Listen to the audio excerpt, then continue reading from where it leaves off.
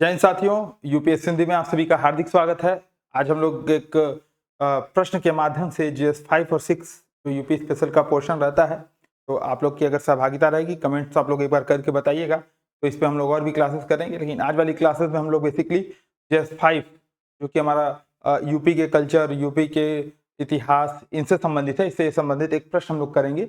और इस बार मेंस की जो परीक्षा होने वाली है, मुख्य परीक्षा होने वाली है, इसमें प्रयागराज में जो महाकुंभ हुआ था, ये बहुत ही महत्वपूर्ण प्रश्न है। ध्यान रखिएगा, आज हम लोग इस पर चर्चा भी करेंगे। प्रयागराज महाकुंभ 2025 न केवल सांस्कृतिक दृष्टि से अपितु आर्थिक दृष्टिकोण से भी प्रदेश के लिए अत्यंत महत्वपूर्ण रहा है। विस्तार में समझाइए। ठीक है, ये प्रश्न है। Prayagraj Mahakumbh 2025 has been very important for the state, not only from the cultural point of view but also economic point of view. Explain in detail. तो ध्यान रखिएगा, महाकुंभ पे जैसा कि मैंने बताया प्रश्न आने की भरपूर संभावना है। ठीक है, और इसमें दो तीन तरीके से प्रश्न आ सकता है। एक तो केवल जैसे इस प्रश्न में पूछा है कि न केवल सांस्कृतिक दृष्टिकोण से, ठीक है, यानी कि आपका सांस्कृतिक दृष्टिकोण वाला प्रश्न है, बल्कि ये आर्थिक दृष्टिकोण से भी प्रदेश के लिए महत्वपूर्ण है। एक ये प्रश्न आ सकता है। एक प्रश्न इसमें पूछ सकता है कि जैसे मान लो सांस्कृतिक और आर्थिक पूछ दिया, तो अलग अलग पूछ देगा कि प्रयागराज महाकुंभ या महाकुंभ का सांस्कृतिक दृष्टिकोण क्या है, या सांस्कृतिक तौर पे ये कैसे हमारे लिए महत्वपूर्ण होने वाला है सांस्कृतिक पॉइंट ऑफ व्यू से। ठीक है, तो दोनों ही प्रश्न में क्योंकि प्रश्न की शब्द सीमा रहेगी, आपको शब्द सीमा में लिखना पड़ेगा। जैसे इस पर निबंध भी आ सकता है। ठीक है, और मोस्ट प्रोबेबली चांस है निबंध आने की। तो अगर मान लो निबंध आ जाएगा तब तो हम लोग के पास बहुत चीजें हो जाएंगी। ये ऐसा टॉपिक है जिसमें हमारे पास पर्याप्त मात्रा में चीजें अवेलेबल हैं और इतने फैक्ट, इतने डेटा हैं कि आप आराम से 2000 शब्दों में निबंध लिख सकते हो। हालांकि पीसेस में 600-700 शब्दों में ही आएगा। ठीक है, सांस्कृतिक पॉइंट ऑफ व्यू से ही अगर मान लो इसको लिखना रहेगा, जैसे ये प्रश्न अगर मान लो केवल यही पूछा तब तो अभी हम लोग चर्चा करेंगे ही, लेकिन एक ये भी हो सकता है कि केवल सांस्कृतिक पॉइंट ऑफ व्यू से पूछते। ठीक है, तो इसमें जैसा कि जो लोग आज पहली बार बने होंगे, एक बार पहले इस चीज को समझ लें कि जब भी हम लोग को प्रश्न मिलेगा तो ये दो लाइन आपको वहां पे लिखी होगी। ठीक है, और ध्यान रखिएगा, हम लोग जब मेंस में आंसर राइटिंग मेंस की कॉपी चेक कर रहे हैं तो कई ऐसे बच्चे हैं जिनके यहाँ पर हाशिए से बाहर लिखना है। भाई सीधे सीधे लिखा है, उम्मीदवारों को इस हाशिए में नहीं लिखना है। हिंदी में नहीं समझ में आ रहा है, हिंदी में देखो लिखा है candidates must not right on this margin, फिर भी आप लोग लिख रहे हो जबरदस्ती, तो जबरदस्ती के नंबर कटेंगे। दूसरी चीज ये है कि जब भी हम लोग प्रश्न लिखेंगे तो प्रश्न के 3 भाग होंगे। जो लोग आज पहली बार जुड़े हैं साथ में, तो ध्यान रखिएगा, प्रश्न के 3 भाग होंगे। पहला भाग क्या होगा? भूमिका, भूमिका यानी कि इंट्रोडक्शन। दूसरा भाग हो गया मुख्य भाग, मुख्य भाग यानी कि इंग्लिश में मेन बॉडी। और तीसरा भाग होगा आपका निष्कर्ष। ठीक है, निष्कर्ष जिसको बोलेंगे कंक्लूजन। अब जैसे कि मैंने यहाँ पे प्रेजेंटेशन लिखा है, कई लोग क्या करते हैं जब पेपर में जब उनका कॉपी मैंने देखा, सृजन में खास करके ये गलती हुई थी, तो वो क्या करते हैं यहाँ पे भूमिका लिख देते हैं। निष्कर्ष लिखेंगे तो वहां निष्कर्ष लिख देंगे, मेन बॉडी लिखेंगे तो वहां पे मुख्य भाग लिख देंगे। भाई ये पेपर में लिखना नहीं होता, ये खुद के समझने के लिए होता है, ये आपको समझाने के लिए यहाँ पे भूमिका लिखा हूं। ठीक है, तो तीसरी चीज इसमें ये ध्यान रखना है कि निष्कर्ष वाला चलो लिख भी दो, भूमिका और मुख्य भाग तो कतई नहीं लिखना। निष्कर्ष को तो हम लोग बोल सकते हैं कि निष्कर्षतः ऐसा कुछ होता है, लेकिन भूमिका में और इन सब चीजों में तो कतई मत लिखिएगा, मतलब कतई मत लिखिएगा। अब जब बात आएगी ये इस प्रश्न का, अब हम लोग आ जाते हैं इस प्रश्न पे। प्रश्न है प्रयागराज महाकुंभ 2025 के संदर्भ में। अब दो तीन काम आप यहाँ पे कर सकते हो। भूमिका में एक बार 2-3 काम कर सकते हो। एक तो ये कि बता दो महाकुंभ कब लगता है। ठीक है, महाकुंभ कब लगता है। ठीक, तो जैसे महाकुंभ जो है हर 12 साल पे लगता है, और जब बृहस्पति जो है कुंभ राशि में मतलब प्रवेश करता है, तो बृहस्पति जब कुंभ राशि में प्रवेश करता है तब ये महाकुंभ का आयोजन होता है। दूसरा आप इसमें ये बता सकते हो कि प्रयागराज में जो कुंभ हुआ, ठीक है, प्रयागराज का जो कुंभ, इसके बारे में डायरेक्ट बता सकते हो। ठीक है, कि कब से कब तक चला, तो कब से कब तक चला, ये एकदम फैक्चुअल इंफॉर्मेशन है। प्री के संदर्भ में आपने पढ़ा ही होगा, मेंस के संदर्भ में भी आप बार बार पढ़ेंगे। ठीक है, तो 13 जनवरी से लेकर के 26 फरवरी, महाशिवरात्रि तक, फरवरी तक ये चला था। ठीक है, एक तो ये बता सकते हो। तीसरा आप इसका डायरेक्ट सांस्कृतिक योगदान से हम लोग स्टार्ट कर सकते हैं। ठीक है, तो ये 3 तरीके के आपके पास इसमें इंट्रोडक्शन लिखने के मौके होंगे। ठीक है, क्या आप क्या बता सकते हो कि प्रयागराज महाकुंभ 2025 भारतीय संस्कृति का एक जीवंत प्रतीक रहा है, न जो कि न केवल आध्यात्मिक और धार्मिक दृष्टिकोण से, बल्कि उसने उत्तर प्रदेश की अर्थव्यवस्था को एक बूम प्रदान किया है। ठीक है, तो एक ये आप इंट्रोडक्शन लिख सकते हो। तो इसमें से बताइएगा कमेंट करके कि 3, तो ए ये, बी ये और सी जो मैंने अभी बोला। ठीक है, ये 3 तरीके के इंट्रोडक्शन हम लोग इसमें नोट लिख सकते हैं। अब बताइएगा कौन सा इंट्रोडक्शन सही है। मेरे हिसाब से जो तीसरा वाला इंट्रोडक्शन है। क्यों? क्योंकि जैसा कि मैंने अभी चर्चा किया कि अगर ये प्रश्न केवल ये आ जाए कि प्रयागराज महाकुंभ, कहाँ गया भाई प्रश्न, न केवल मतलब ये आ जाए प्रयागराज महाकुंभ अपने आप में एक सांस्कृतिक विशिष्टता वाला पर्व रहा है, विवेचन कीजिए। अगर केवल सांस्कृतिक टर्म आ जाए तब आप इसमें लिख सकते हो महाकुंभ कब होता है, तो 4 जगहों पे होता है। ठीक है, प्रयागराज, उज्जैनी, हरिद्वार, ठीक है, नासिक, 4 जगहों के बारे में बता सकते हो। हर 12 वर्ष पे लगता है, 6 वर्ष में महाकुंभ। ये मतलब थोड़ा सा एक फैक्चुअल डेटा गोला बना करके, वो भी कैसे, महाकुंभ के बारे में प्रमुख तथ्य, ठीक है, प्रमुख तथ्य महाकुंभ के बारे में फिर गोला बना बना करके वहां पे बता सकते हैं। लेकिन कब? तब जब केवल सांस्कृतिक पॉइंट ऑफ व्यू से आया जाए। क्या पूछ रहा है प्रश्न, थोड़ा सा उत्तर यहाँ पे चेंज हो जाएगा। ठीक है, तो प्रयागराज महाकुंभ भारतीय संस्कृति का जीवंत प्रतीक रहा है, जो कि न केवल आध्यात्मिक दृष्टिकोण से, ठीक है, तो ये बता सकते हो या ये बता सकते हो, मतलब अपने अपने टर्म में। जैसे हम लोग क्या करते हैं, देखिए एक और गलती मैं बताता हूँ बच्चों की। हम लोग ऐसे ध्रुव में मान लो ऐसे प्रश्न कराए, तो जो बच्चा हमारे यहाँ ध्रुव का क्लास किया है, ठीक है, तो जैसे मान ध्रुव के बारे में जो लोग नहीं जानते, एक बार 1 मिनट में बता देता हूँ। ध्रुव हम लोग का बेसिकली 0 से लेकर के एकदम, अगर आपको आंसर राइटिंग नहीं आता है तो इसी प्रकार बोर्ड पे प्रश्न रहेगा, भूमिका, मुख्य भाग, निष्कर्ष, विस्तार में वैल्यू एडिशन, ये सारी चीजें हम लोग वहाँ पे चर्चा करते हैं। तो जो बच्चा ध्रुव में क्लासेस किया वो क्या करता है, सीधे रटने का प्रयास करता है। ध्यान रखिएगा, अब पीसीएस में वो दौर गया कि जब आप रट करके उत्तर लिख करके आके नंबर पा जाते थे। समझ आपको डेवलप करनी पड़ेगी। ठीक है, तो जैसा कि मैंने बताया, इसको अपने शब्दों में यहाँ पे लिख करके बताइएगा। ठीक है, लिख करके ग्रुप में भेजिएगा। ठीक है, यूपीएससी हिंदी फॉर सीएस वाले में, तो उस पर भी मैं 2, 4, 5 कॉपी जो रहेंगी उनको मैं देख लूंगा। ठीक, अब इसमें एक और लिख सकते हो कि प्रयागराज महाकुंभ 13 जनवरी से, मतलब 13 जनवरी से 26 फरवरी तक प्रदेश के जनपद प्रयागराज में आयोजित हुआ, एक फैक्चुअल इंफॉर्मेशन के तौर पे। ठीक है, जो कि न केवल सांस्कृतिक दृष्टिकोण, मतलब एक धार्मिक और सांस्कृतिक महोत्सव था, बल्कि उत्तर प्रदेश की अर्थव्यवस्था के लिए भी एक महत्वपूर्ण उत्प्रेरक के तौर पर निकल करके सामने आया, या महत्वपूर्ण उत्प्रेरक के कैटलिस्ट के तौर पर सामने आया। क्यों कैटलिस्ट के तौर पर सामने आया? क्योंकि इसने भारत की अर्थव्यवस्था में लगभग 3 लाख करोड़, 2.5 से 3 लाख करोड़ के जीडीपी में मतलब योगदान दिया है। भारत की जीडीपी में 2.5 से 3 लाख करोड़ रुपए का योगदान दिया है, तो इसलिए बहुत ही महत्वपूर्ण है। ठीक है, और ये जो आयोजन है, ये जो आयोजन बेसिकली जो भारत की आध्यात्मिक परंपरा है, जो हमारी सांस्कृतिक विविधता है और जो हमारी आर्थिक विकास है, तीनों के प्रतीक का या तीनों का प्रतिनिधित्व बन करके उभरा है। इंट्रोडक्शन में 3-4 तरीके से आप चीजें लिख सकते हो। अब इस पॉइंट ऑफ व्यू से किसी को अगर इंट्रोडक्शन में कोई दिक्कत हो तो एक बार कमेंट करके बताएगा, हम लोग इसको दूर करने का प्रयास करेंगे। अब हम लोग चलेंगे मुख्य भाग की तरफ। अब मुख्य भाग में भी 2 तरीके के प्रेजेंटेशन हो सकते हैं। एक तो सांस्कृतिक, प्रश्न ही पूछ रहा है कि सांस्कृतिक महत्व क्या है। अब प्रश्न पूछ रहा है कि आर्थिक महत्व क्या है। ठीक है, सांस्कृतिक और आर्थिक दोनों महत्व प्रश्न पूछ रहा है, तो या तो हम लोग इसको 2 भाग में कैटेगराइज कर लें। क्या कर सकते हैं? सांस्कृतिक महत्व के तौर पे। ठीक, सांस्कृतिक महत्व ये है, और एक हम लोग बता सकते हैं आर्थिक महत्व। आर्थिक महत्व, या हम लोग एक काम ये कर सकते हैं कि डायरेक्ट बताने की आवश्यकता नहीं है प्रयागराज महाकुंभ का महत्व। ठीक है, एक सीधा ये जो मुख्य भाग है इसको हटा करके यहाँ पे डायरेक्ट लिख दें महाकुंभ का प्रदेश के संदर्भ में महत्व। ठीक है, अच्छा हाँ, ये पॉइंट मैं बताना यहाँ पे भूल गया। अब जैसे कई लोग क्या करते हैं, इसमें प्रश्न में महाकुंभ जो देखा तुरंत बातचीत के लिए, अच्छा लिखने के लिए भाई हमारे पास 50 फैक्ट हैं, हम लिख देंगे। ठीक है, तो उन्होंने लिखा था कई लोगों ने कि 4 जगहों पे आयोजित किया जाता है, हर 12 वर्ष पे होता है। भाई प्रश्न है यूपी स्पेशल का। प्रश्न क्या पूछ रहा था? उत्तर प्रदेश के लिए अत्यंत महत्वपूर्ण रहा है।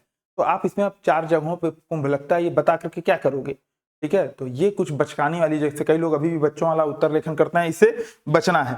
ठीक है, तो सांस्कृतिक और आर्थिक महत्व, अब क्या क्या इसमें हो सकता है? तो पहला सांस्कृतिक महत्व क्या है?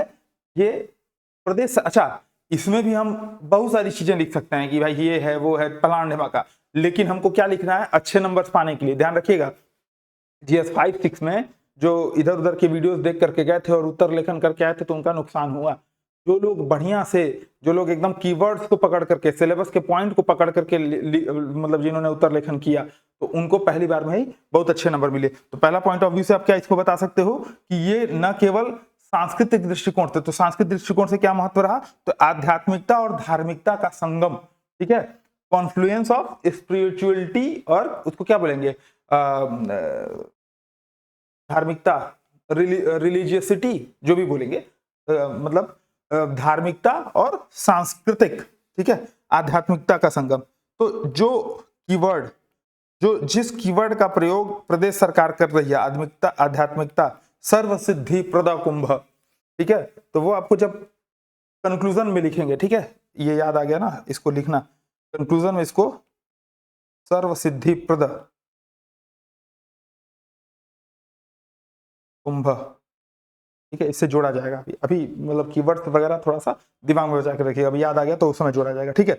तो आध्यात्मिकता और धार्मिकता, ठीक है, धार्मिकता का संगम। एक और हमारे भैया भाई साहब थे, ठीक है, हालांकि पॉइंट उनका सही था, मैं पॉइंट मतलब उत्तर लेखन में पॉइंट गड़बड़ नहीं होता है, लेकिन उन्होंने क्या इसको बताया था, हर्षवर्धन से जोड़ दिया था, लेकिन ठीक है, हर्षवर्धन से कंटिन्यूएशन में जोड़ सकते हैं, एग्जाम्पल में प्रयोग कर सकते हैं, लेकिन आप इंट्रोडक्शन में ही हर्षवर्धन से जोड़ देंगे तो सही नहीं रहेगा, ठीक है। तो क्या है बेसिकली, आध्यात्मिकता और धार्मिकता का संगम, यानी कि महाकुंभ क्या है, सांस्कृतिक महासागर। विश्व के 183 देशों से लोग यहाँ पर आए थे, 183 देश मतलब कंट्री से यहाँ पर लोग आए थे, और इन्होंने क्या किया था, करोड़ों यहाँ पे वेद, उपनिषद, योग, महर्षि, पता नहीं क्या कौन कौन यहाँ पर लोग आए थे, यानी कि जो नागा साधु से लेकर के संत महात्मा तक, और महामंडलेश्वर से लेकर के किन्नर तक, मतलब सब नरनाग किन्नर सब यहाँ पे आए थे। तो आध्यात्मिकता और धार्मिकता के संगम में क्या बताएंगे कि महाकुंभ जो कि एक सांस्कृतिक महासागर था, यह विविध भारतीय परंपराओं, पंथों, दर्शन इत्यादि का भी संगम रहा है। तमाम तरीके के संत परंपरा, तमाम तरीके के जो है वेद, उपनिषद, योग इत्यादि का यहाँ पे जीवंत अभिव्यक्ति हुई है, जहाँ पे करोड़ों श्रद्धालु, साधु, अंतर्राष्ट्रीय पर्यटक संगम के किनारे, यमुना, गंगा और सरस्वती के अदृश्य संगम के किनारे उपस्थित हुए। तो पहला बता देंगे धार्मिकता और आध्यात्मिकता का संगम। दूसरा क्या बताएंगे, प्रश्न की यही मांग है, प्रश्न की मांग क्या है, प्रश्न क्या बोला था, देखो सांस्कृतिक दृष्टिकोण से, तो क्या बताएंगे, सांस्कृतिक विविधता और एकता का प्रतीक, ठीक है। तो सांस्कृतिक विविधता, सांस्कृतिक विविधता में कल्चरल डाइवर्सिटी और यूनिटी में क्या बताएंगे कि यहाँ से पूरे भारत से, आपने देखा होगा पूरे भारत से लगभग कितने लोग शामिल हुए, 50 करोड़ लोग, पूरे भारत से 50 करोड़ लोग शामिल हुए। और लोग बोलते हैं ना कि जाति, धर्म, पथ, मजहब, पता नहीं किस किस चीज में देश बचाओ मतलब डिवाइड है, नहीं, यहाँ पे किसी ने किसी की जाति नहीं पूछी, ठीक है। तो ये एक बहुत ही महत्वपूर्ण कारक है, सांस्कृतिक विविधता और एकता, यूनिटी, ठीक है। तो इसको क्या बताएंगे, इसको ये बता सकते हैं जो हमारा मतलब वो है विविधता में एकता, तो विविधता में एकता की वर्ड्स को यहाँ पे जोड़ सकते हैं, ठीक है, कि महाकुंभ में भारत के विभिन्न हिस्से से हजारों, लाखों, करोड़ों लोग, हजारों लोग नहीं, लाखों लोग नहीं, करोड़ों लोग यहाँ पे एकत्र हुए थे, जो कि हमारी सांस्कृतिक विविधता और एकता को दर्शाते हैं, ठीक है। और विविधता में एकता की जो भारतीय तत्व है, विविधता में जो एकता, यूनिटी इन डाइवर्सिटी का जो इंडियन तत्व है, उसको ये प्रदर्शित करता है। तीसरा आप बता सकते हैं, इसमें तमाम तरीके के सांस्कृतिक में क्या है, कला, शिल्प, ठीक है भाई, संगम तट पे तमाम चीजें चल रही थी, ज्ञान, ठीक है, कला हुआ, शिल्प हुआ, ज्ञान, बेसिकली क्या था, ऋषि परंपरा,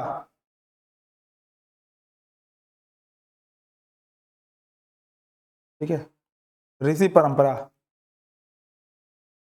हस्तशिल्प,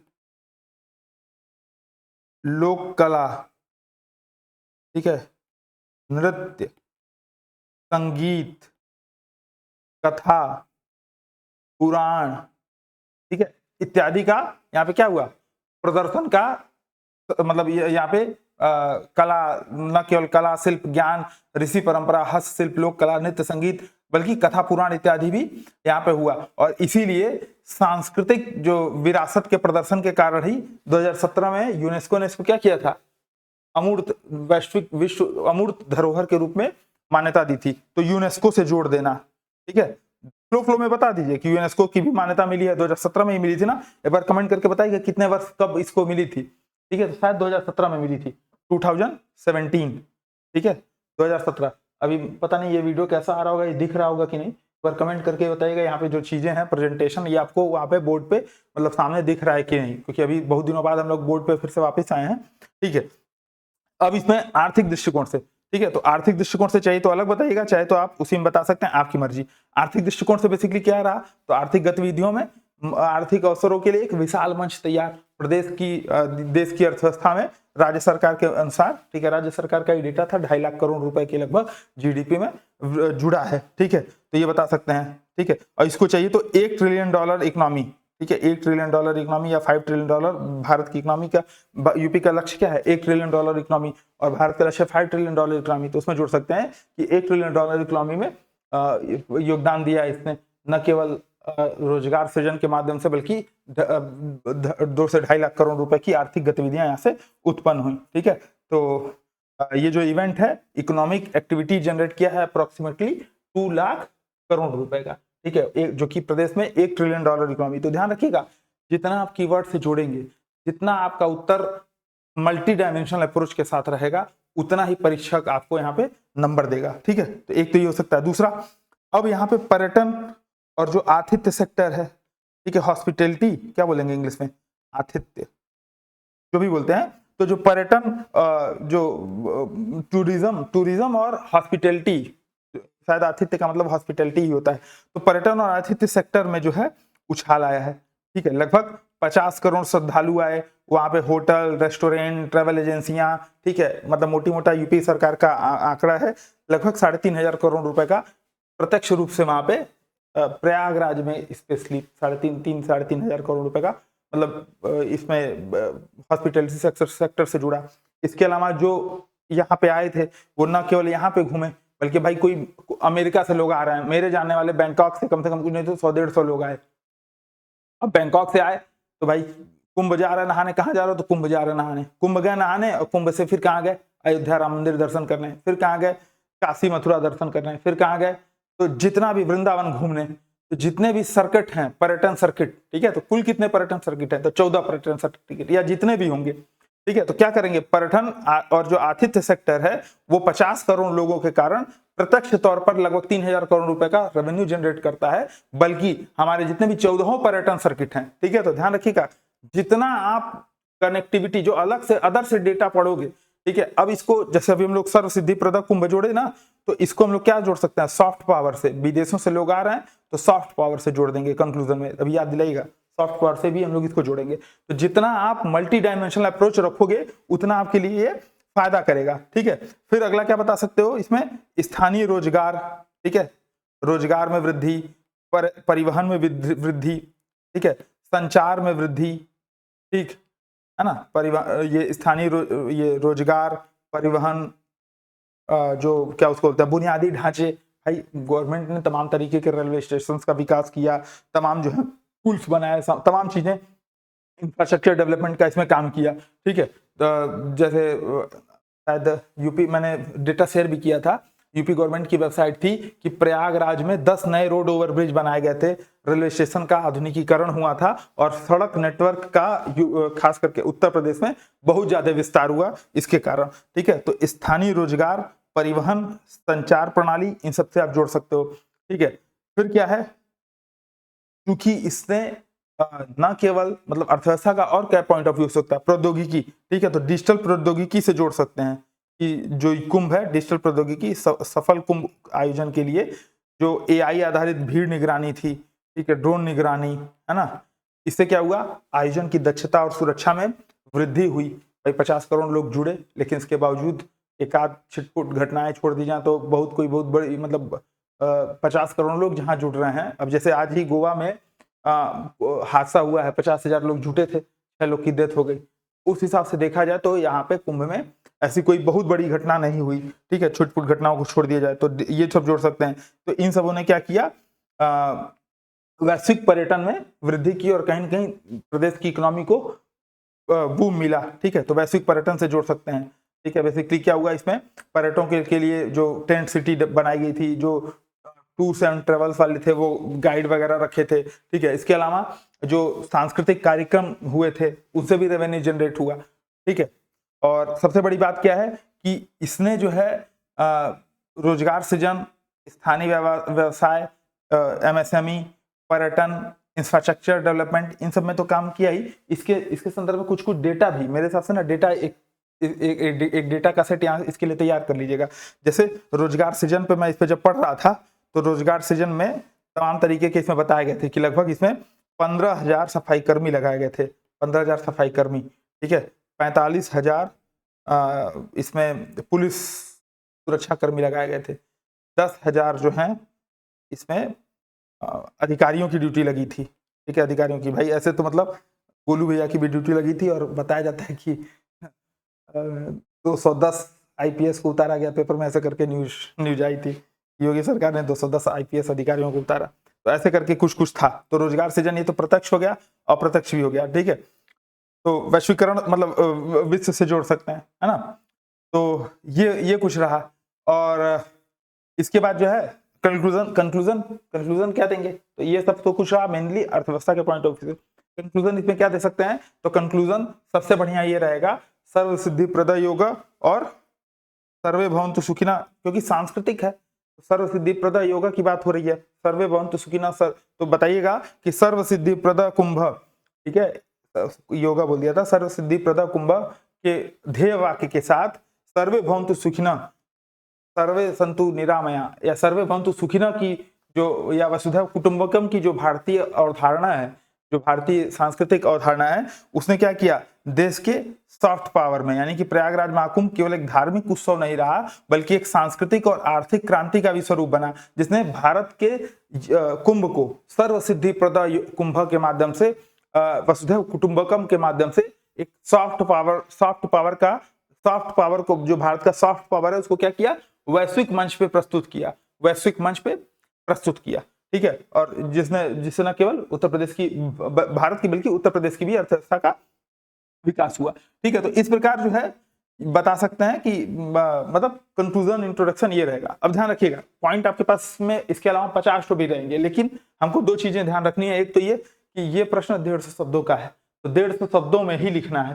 ठीक है, दूसरा, अगर मान लो ये 200 शब्दों में आ जाए, 200 शब्दों वाले में, तो थोड़ा सा इन्हीं चीजों को इलेबोरेट कर देंगे। और केवल अकेले आ जाए कि आर्थिक योगदान बताइए, तो फिर वो अलग अलग सेक्टर्स में बताएंगे, अर्थव्यवस्था में क्या नाम है, रोजगार में क्या हुआ, परिवहन में क्या हुआ, संचार में क्या हुआ, अवसंरचना में क्या हुआ, एक एक चीज अलग अलग बताएंगे। और अगर सांस्कृतिक वाले में आ जाए तो फिर उसमें अलग, फिर इतिहास से जोड़ेंगे, वो जो कुंभ का आयोजन कब से कब तक हुआ था, क्या हुआ था, कैसे हुआ था, उससे जोड़ेंगे, है ना। कहने का कुल मतलब ये है कि अपनी समय सीमा, अपनी शब्द सीमा और अपनी सीमा ये पहचान करके कीवर्ड से जोड़ते हुए सिंप्लीफाई उत्तर लिखने से बचना है। ठीक है, सिंप्लीफाइड उत्तर लिखने से बचना है। तो ये सेशन कैसा लगा एक बार कंफर्म करके, मतलब कमेंट करके जरूर बताइएगा। और इसके साथ ही जो लोग और अधिक प्रैक्टिस करना चाहते हैं तो GS 5-6 के लिए हमारे स्पेशल बैचेस स्टार्ट हो चुके हैं। साथ ही हमारे ध्रुव बैचेस में भी लगभग 600 प्रश्नों के माध्यम से पूरे सिलेबस को कंप्लीट किया गया है, तो आप उसको भी देख सकते हैं। मिलते हैं नेक्स्ट वीडियोस में। नेक्स्ट जो हम लोग GS 5 ये कर लिया है, GS 6 पर लेकर के आएंगे, उसके बाद फिर GS 1, 2, 3, 4 स्टार्ट करेंगे। तो जय हिंद।